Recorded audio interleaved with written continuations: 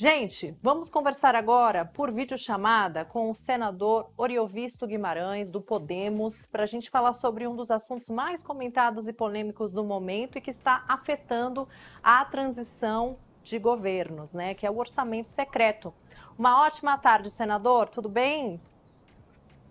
Boa tarde, é um prazer estar aqui com vocês. Prazer é nosso, senador. Bom, o senhor defende o fim do orçamento secreto, porque considera que se trata ali de dinheiro público, né, que é gasto sem transparência, sem que o povo saiba no que está sendo gasto de fato. O senhor, inclusive, usou o termo indecente para classificar esse tipo de manobra. O senhor considera que o orçamento secreto é um esquema de corrupção, talvez o maior de todos os tempos, como muitos estão dizendo? Olha, para mim, o mais importante é que orçamento público secreto é uma coisa indecente. Se é uma coisa que nós precisamos ter com o contribuinte, com os eleitores, é a transparência, é prestar contas aonde o dinheiro do povo está sendo usado, para que esse dinheiro está sendo usado, com que finalidade e por que razões ele foi destinado para aquilo e não para a educação, e não para a saúde, e não para outra necessidade. Então, o simples fato de um orçamento ser secreto, ele se torna uma aberração. Eu sempre fui contra isso, sempre serei contra isso, e eu espero que o Supremo Tribunal Federal, que está para tomar uma decisão a respeito desse orçamento secreto, o declare claramente inconstitucional, porque ele é inconstitucional, é contra a lei, ele fere o princípio da transparência. Tá? Eu não sou contra que os parlamentares todos tenham as suas emendas impositivas, todos os parlamentares já têm 19 milhões por ano, esse ano mais de 19, um pouquinho até, que podem dedicar aos seus estados, às suas bases. Mas isso não é secreto, isso é absolutamente transparente. Tem o nome de quem indicou, tem para qual cidade que vai, o que é que vai ser feito, o prefeito tem que prestar contas daquilo, demonstrar com notas fiscais, tem fiscalização do TCU, é uma coisa cristalina, faz parte da tradição da política brasileira. Agora, esse assalto aos cofres públicos, que, diga-se de passagem, é para poucos parlamentares. Eu ouvia você dizer no início da sua reportagem de hoje, um entrevistado seu, que eu já não me lembro o nome, dizia, o Cientista político deputado, Adriano. o senador Adriano, exatamente.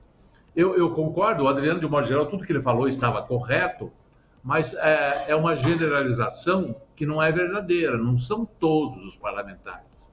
Eu, por exemplo, nunca tive um centavo de orçamento secreto. Nenhum grande parte dos senadores nunca viram isso, nem tem acesso. É um Agora, conluio senador, de uma que deixa a maioria de fora. sim. Pois não, Senador, o senhor considera que a falta de orçamento que ficou, né, evidenciada agora na transição é consequência direta desse orçamento secreto vigente no governo Bolsonaro? veja, está previsto no próximo ano 19 bilhões para atender emendas do relator, ou RP9, ou orçamento secreto. É tudo a mesma coisa. Quer dizer, não vou dizer que com esses 19 bilhões nós resolveríamos todos os problemas do novo governo. Evidente que não, mas são 19 bilhões. Se ele está precisando de 100, ele já precisaria só de 81, não é? Perfeito, senador. Agora, o senhor é a favor de criar emendas à Constituição para poder proporcionar o aumento do salário mínimo, o Bolsa Família em R$ 600, viabilizar investimentos em saúde e educação, por exemplo? Ou considera que outras alternativas, como a edição de uma medida provisória de abertura de crédito, por exemplo, é mais indicada nessa situação que o Brasil enfrenta? Olha, de uma forma ou de outra, seja por uma PEC, seja por uma medida provisória, ao fim e ao cabo, isso terá que ter a aprovação do Congresso Nacional. A medida provisória tem a vantagem de ter a validade imediata, mas dali a pouco ela perde a validade se não for aprovada pelo Congresso Nacional. Tá? Então, a PEC, se houver, eu acho que tem grande chance de ser aprovada. Nós aprovamos 2 vezes isso para o governo Bolsonaro. Aliás, quero salientar, se não tivesse sido Lula o vencedor, se tivesse sido Jair Bolsonaro o vencedor, o problema seria idêntico. Ele também teria que manter os R$ 600. Ele também prometeu isso na sua campanha.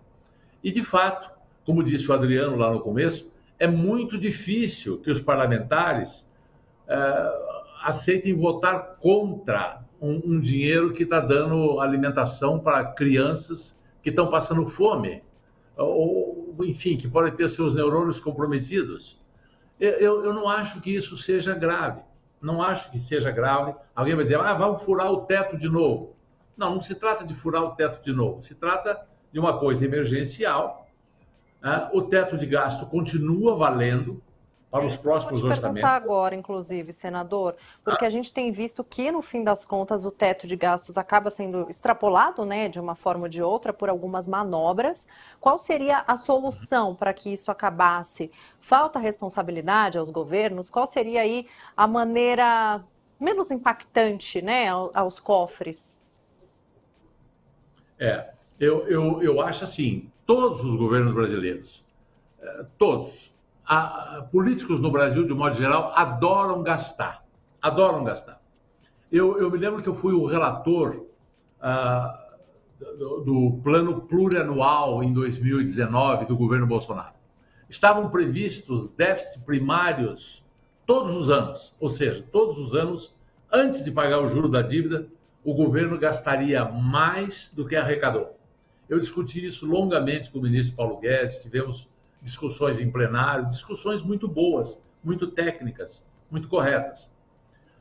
O governo avançou nisso, conseguiu algumas receitas extras, como privatizações, tinha planos para fazer superávit primário, parece que agora até está conseguindo nos últimos 12 meses, mas no início do governo era previsto déficit primário todos os anos.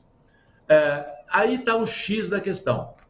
Nós só autorizamos exceções ao teto de gasto por ocasião da pandemia, que foi uma coisa dramática, foi por unanimidade. Não tinha como, todos os governos do mundo fizeram o que nós fizemos. Então, ali não foi um vício brasileiro, ali foi uma fatalidade da pandemia. E depois, por ocasião de fome, de 30 e poucas pessoas, 30 e poucos milhões de pessoas com fome, teve uma segunda autorização que muitos consideram como sendo um pacote eleitoral. Eu acho que tinha, sim, alguma coisa ali que era eleitoral, mas tinha muita coisa ali que não era eleitoral. De novo, foi aprovado por unanimidade. PT aprovou, todo mundo aprovou. Então, eu acho que a questão do novo governo tem que mostrar ao que veio, que vai fazer superávit primário. Não no primeiro dia, mas nos primeiros 6 meses ele tem que passar uma mensagem à nação. De novo, quem será o ministro da Fazenda ou da Economia? Essa é a pergunta de $1 milhão hoje. Ele já tem problemas demais, eu imagino, para criar mais um, colocando um político, colocando alguém de esquerda ali. Se eu conheço a esperteza do Lula, ele vai para um perfil técnico, ele vai para um nome de mercado, tipo Henrique Meirelles, ou outro nome equivalente, e não vai colocar lá político como alguns estão cogitando.